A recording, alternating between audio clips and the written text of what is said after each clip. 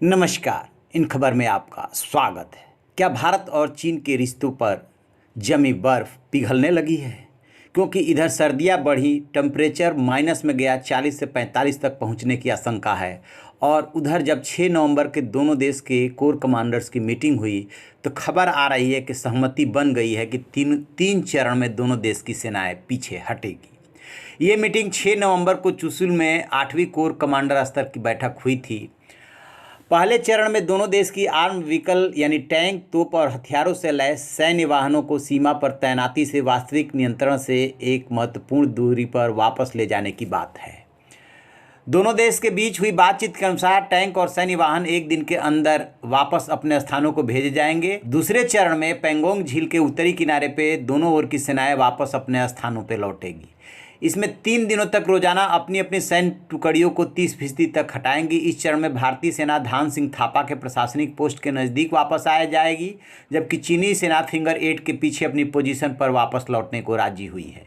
तीसरे चरण में योजना के अनुसार दोनों ओर की सेनाएं चुशुल और रेजांगला क्षेत्र के आसपास के इलाकों समेत पेंगोंग झील क्षेत्र के दक्षिणी किनारे से अपनी वर्तमान स्थिति से वापस लौट जाएंगी। यानी कि इस इलाके में भारतीय सेना ने पेंगोंग लेक के दक्षिणी छोर की चोटियों पे जो कब्जा जमाया था वहां से वापस लौटेगी सेना, जबकि चीन ने भी अपनी पोजीशन जहां मजबूत की हुई है वहां से वापस लौटेगी।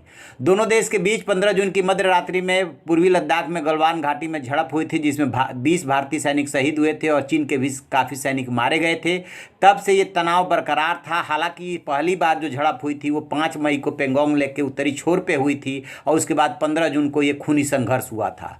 डिसएंगेजमेंट प्लान पर सहमति अब ये भी बनी है कि भारतीय सेना की तरफ से अभी तक कोई आधिकारिक पुष्टि नहीं हुई है। इस योजना के तहत दोनों देशों के बीच बात बन गई है और मामला संवेदनशील होने की वजह से अभी सेना कुछ भी कहने से बच रही है। आपको बता दें कि कल शंघाई सहयोग संगठन की मीटिंग में जो वर्चुअल मीटिंग हुई थी उसमें प्रधानमंत्री नरेंद्र मोदी और चीन के राष्ट्रपति शी जिनपिंग, पाकिस्तान के प्रधानमंत्री इमरान खान, इन लोगों की वर्चुअल मुलाकात ही हुई थी और उसमें प्रधानमंत्री ने इशारों में ताना मारा था कि किस तरीके से ऐसे मंचों का दुरुपयोग किया जा रहा है और किस तरीके से जो देश हैं वो एक दूसरे के संप्रभुता और क्षेत्रीय अखंडता का सम्मान नहीं कर रहे हैं।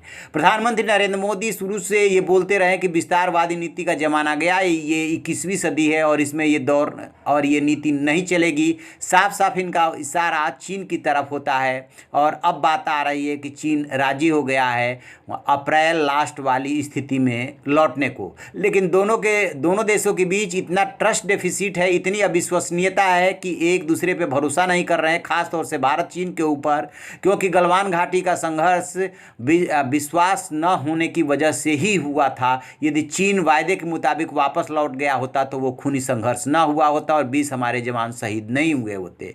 अब इस बात का इंतजार है कि कब दोनों तरफ से आधिकारिक बयान दिया जाता है और दोनों देश की सेनाएं वापस लौटती है। तो आप रहिए न बेखबर, देखते रहिए इन खबर। Thank you. इन खबर चैनल को सब्सक्राइब करें